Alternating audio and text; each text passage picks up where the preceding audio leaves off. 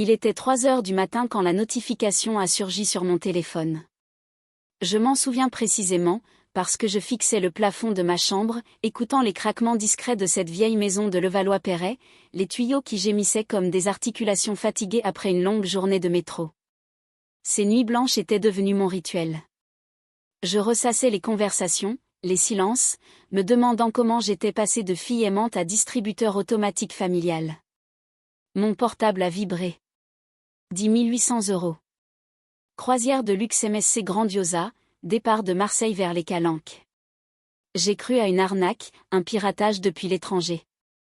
Le cœur battant, j'ai rafraîchi l'appli bancaire 10 fois. Rien n'a disparu. Et là, l'évidence m'a frappée. Ma sœur Léa. Évidemment, c'était elle. J'ai appelé la banque directe, les mains tremblantes, mais la transaction était déjà validée avec mes infos de carte sauvegardées. Seules 3 personnes y avaient accès, mes parents et Léa, la perle de la famille. Léa, qui n'avait jamais réglé une facture de sa vie, qui pleurnichait si son café crème au zinc n'était pas assez mousseux. Je n'ai pas hurlé. Pas pleuré. J'ai ri. Un rire bref, presque étranger, qui a résonné dans le silence de la nuit. Parce que cette croisière n'était pas le début. C'était la preuve finale de ce que je savais depuis toujours. Dans notre pavillon des années 70, l'amour se mesurait à l'utilité. Léa était née avec ce charme magnétique, grande, brune aux yeux rieurs, une silhouette qui ondulait dans ses robes légères comme une brise de Seine. Elle souriait, et le monde pliait. Les profs la couvaient, les cousins la gâtaient de macarons la durée, mes parents tournaient autour d'elle comme des satellites. Moi, Camille, j'étais l'autre, la fiable, la discrète, celle qui comprenait. Quand Léa voulait un nouveau iPhone pour ses stories Insta, je comprenais. Quand elle avait besoin d'un coup de pouce pour son loyer à Montmartre, je comprenais. Quand mes parents zappaient mon anniv pour lui organiser une soirée tapas surprise, je comprenais. Comprendre était ma malédiction. À la fin de la vingtaine, j'avais un poste stable en banque à la Défense, un crédit impeccable, des économies, et cette maison. Un modeste pavillon sur 2 niveaux que j'avais acheté seul, avec ses volets bleus typiques et son petit jardin où les rosiers luttaient contre le bitume. Mes parents ont insisté, garde-la dans la famille, ma grande. J'ai fait l'erreur de les laisser squatter. J'assumais l'emprunt, l'assurance, la taxe foncière. Eux me rendaient sa part du mépris, de l'ingratitude, et finalement, du vol pur et simple. La croisière était à Pâques-en-Graveleuil, suite avec balcon privé, package champagne rosé, escale à Cannes et Ajaccio. Léa a posté ses photos avant même d'embarquer. Enfin ma vie de rêve. Eau de gemme bénie. #luxe provençal. J'ai scrollé ses stories, elle riait sur le pont, sa robe de soie blanche flottant contre sa peau hâlée par le soleil couchant, un verre de mouette à la main payé de mon sang. Son parfum vanillé semblait flotter jusqu'à moi à travers l'écran, ce mélange enivrant de jasmin et de sel marin qui la rendait irrésistible aux yeux des autres. Je n'ai pas liqué. Pas appelé. J'ai pris rendez-vous chez un notaire de Neuilly. Parce que cette maison où Léa se prélassait en pantoufles Gucci, elle n'était pas à elle. Pas à mes parents non plus. À moi. Seule. Quand je les ai confrontés, autour d'un apéro forcé olives, saucissons, pastis dilués, ils n'ont même pas nié. Maman a soupiré, comme si je la dérangeais en pleine série Netflix. Léa avait besoin de souffler, tu sais comme elle est stressée avec ses influenceuses meetings. J'ai fixé son regard fuyant, ourlé de mascara waterproof. Avec quel argent? Papa a croisé les bras, chemise froissée rentrée dans son jean Levi's. Fais pas le drame, Camille. T'as les moyens. Cette phrase a tout cassé en moi. Pas de rage. De la lucidité froide. Pour eux, je n'étais pas leur fille. J'étais un distributeur 24 juillet. J'ai posé la question fatale, vous m'avez demandé? Silence.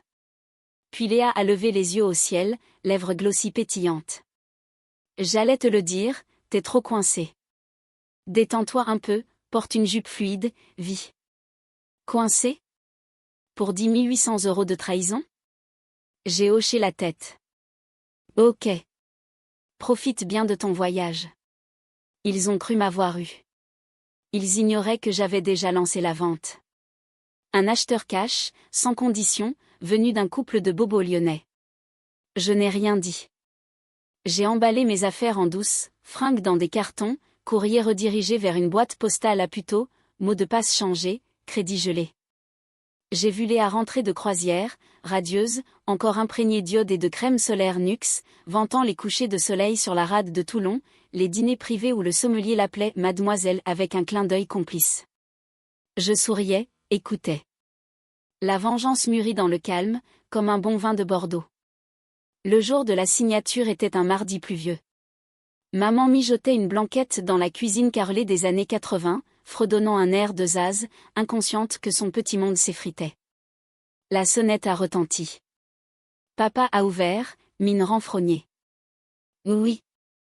Bonjour, on vient pour la visite de main levée. On a signé ce matin.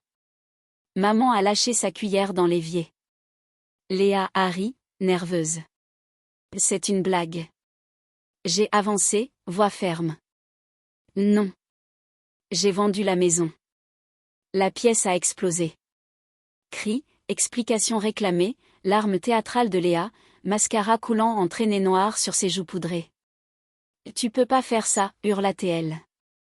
C'est fait, ai-je répondu, tendant les papiers, acte notarié, compromis, préavis de quitter les lieux. 30 jours. Leurs visages se décomposaient au fur et à mesure, réalisant qu'ils avaient pillé ma carte en pensant que je me taire. Erreur. Cette nuit-là, après l'explosion dans la cuisine, Léa a cogné à ma porte. Minuit passé, elle en peignoir de satin rose cadeau que j'avais payé pour son Noël, mascara barbouillé comme un panda après averse, voix chevrotante.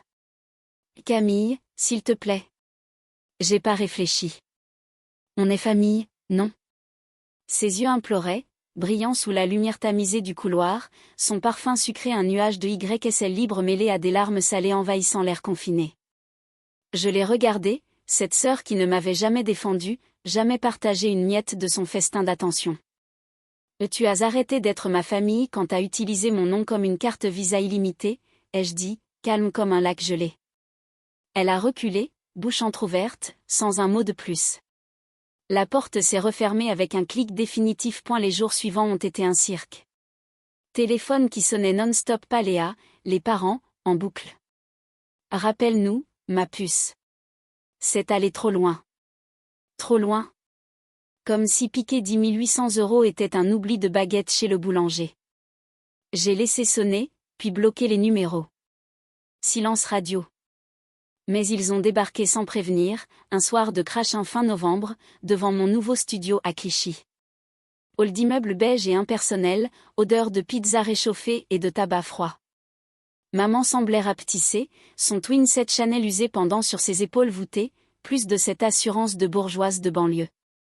Papa serrait les poings dans son manteau barbour, voix qui tremblait malgré son ton paternaliste.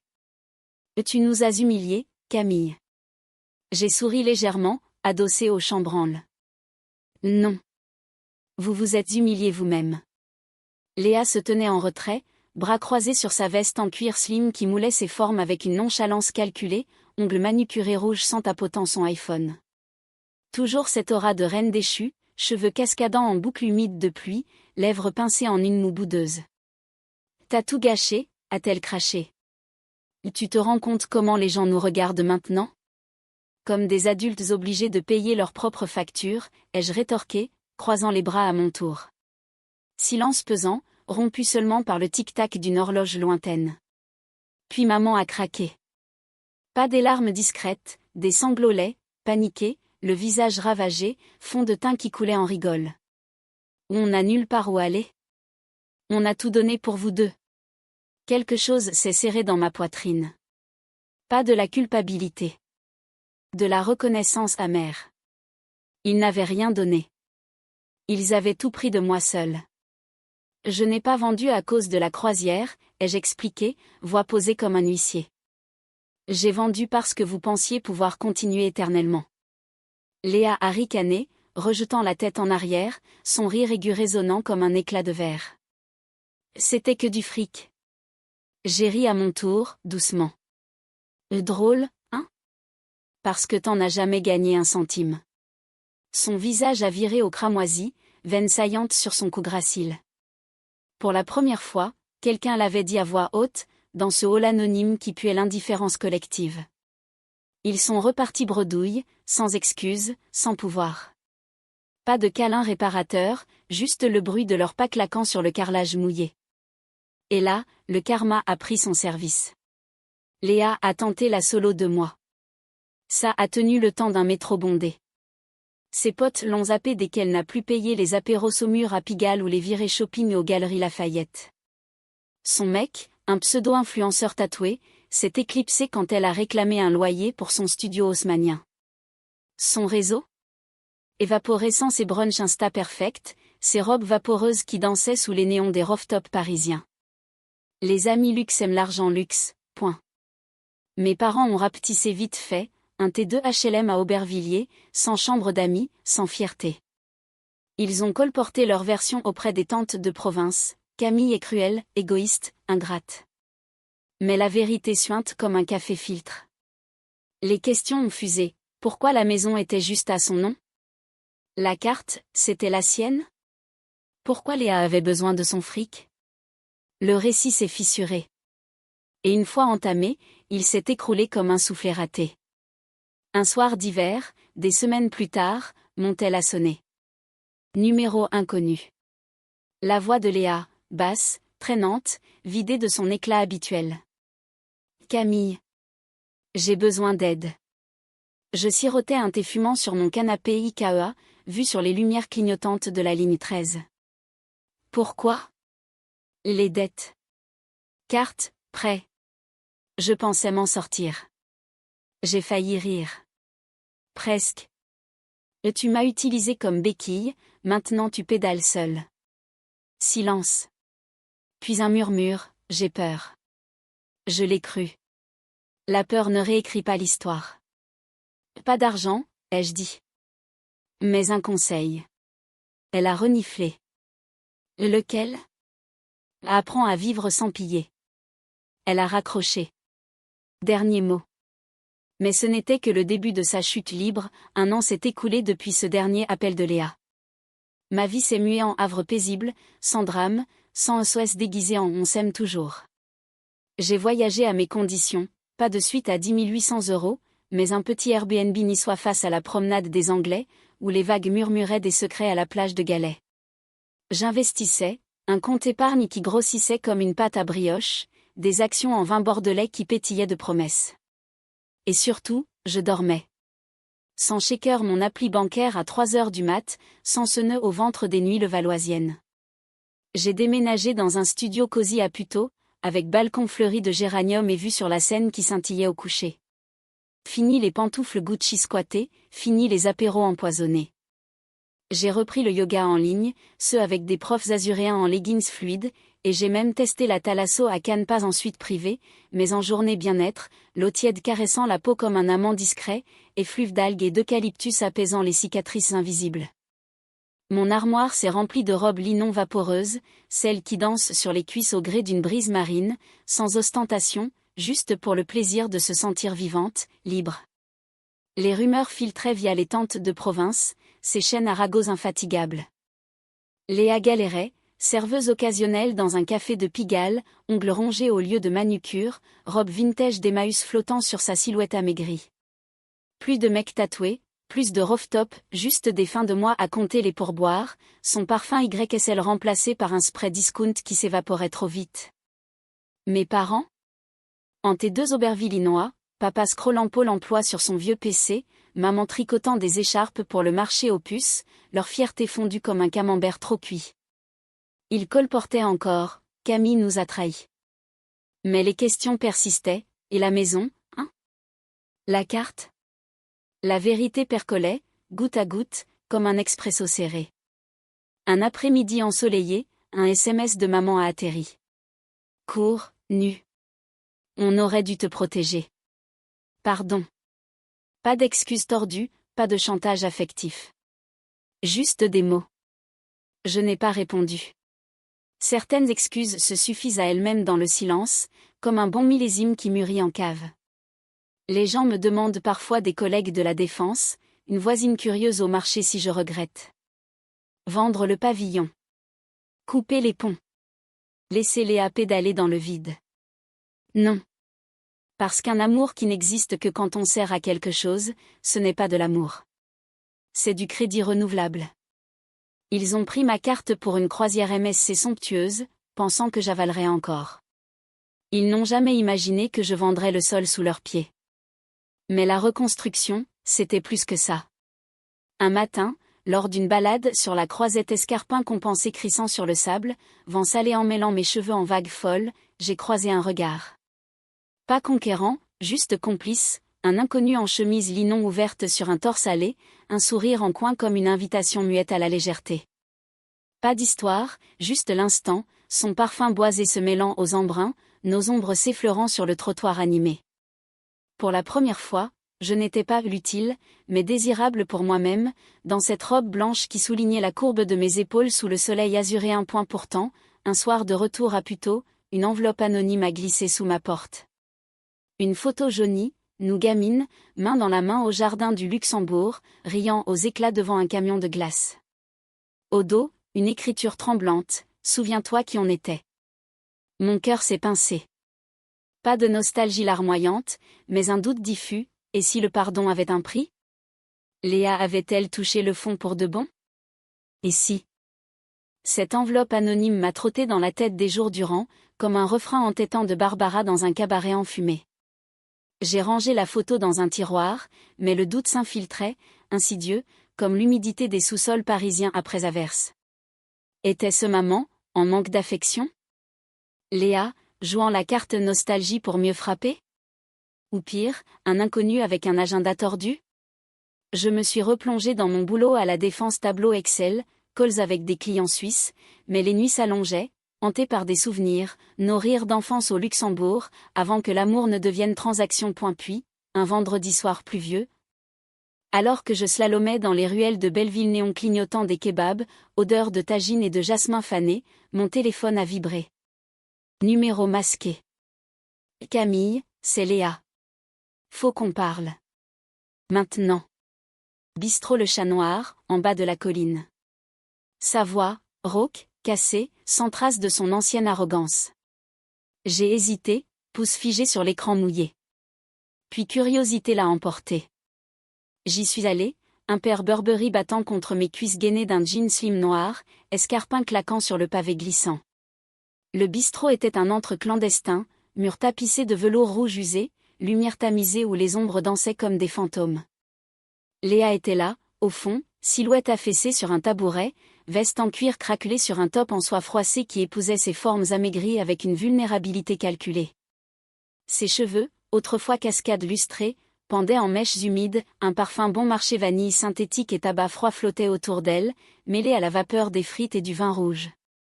Elle a levé les yeux, cerne profond, mais ce regard perçant, félin, qui avait toujours su charmer. Assieds-toi.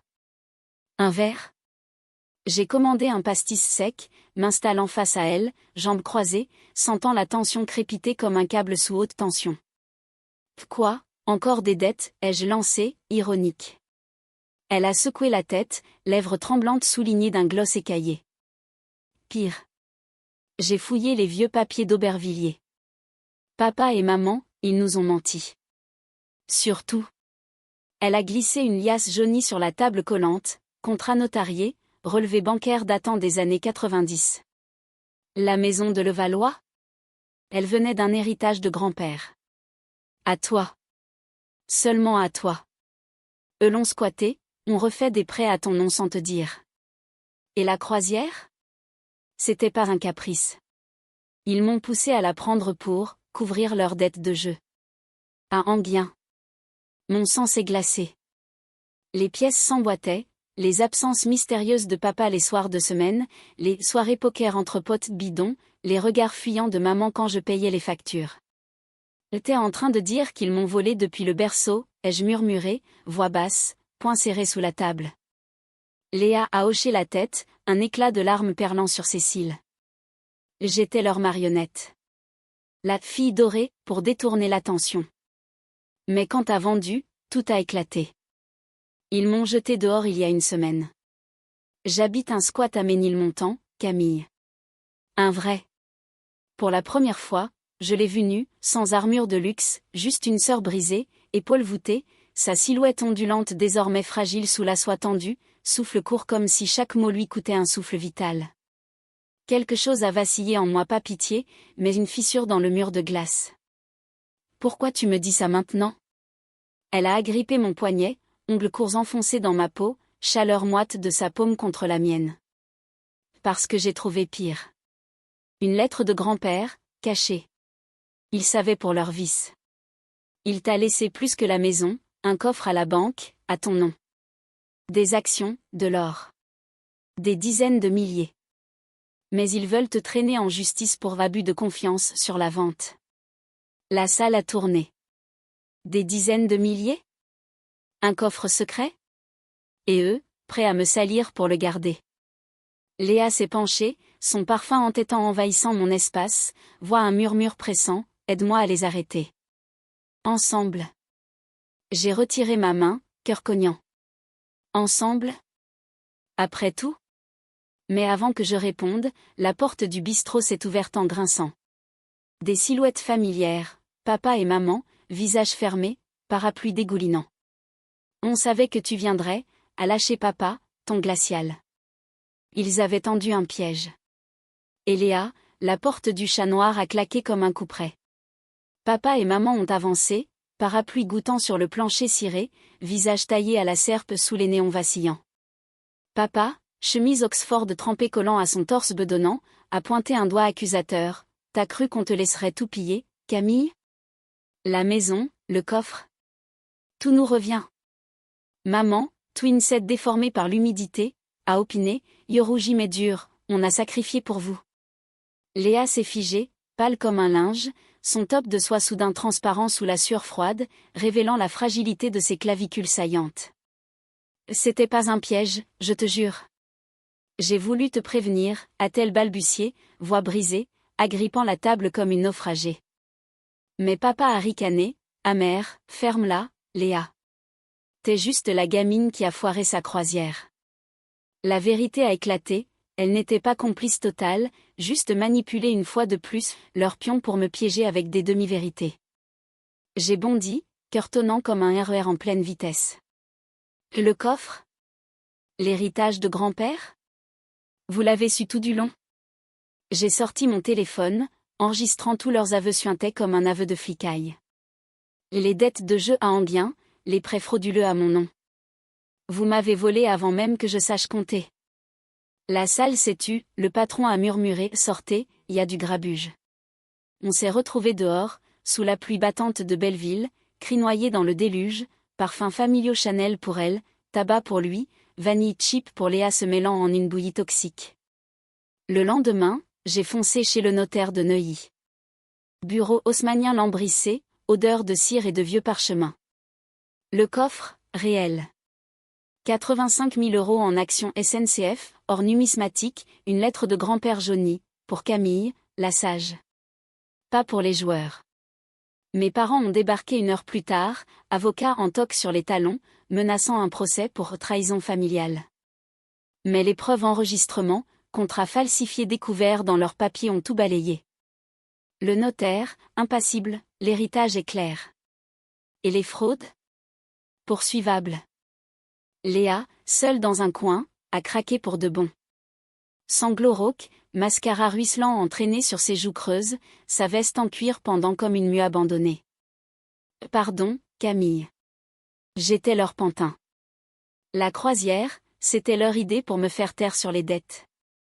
Pour la première fois, j'ai vu l'enfant en elle, vulnérable, sa silhouette ondoyante brisée, appelant à une tendresse oubliée. J'ai hésité, puis tendu une main. Pas d'argent. Mais un appart temporaire, et un job chez moi à la banque. À toi de prouver. Elle a hoché la tête, larmes perlées accrochées à ses cils comme des diamants faux. Mes parents? Défaite. Assignés pour fraude, forcés en HLM définitif à Aubervilliers, leur empire de mensonges réduit en cendres.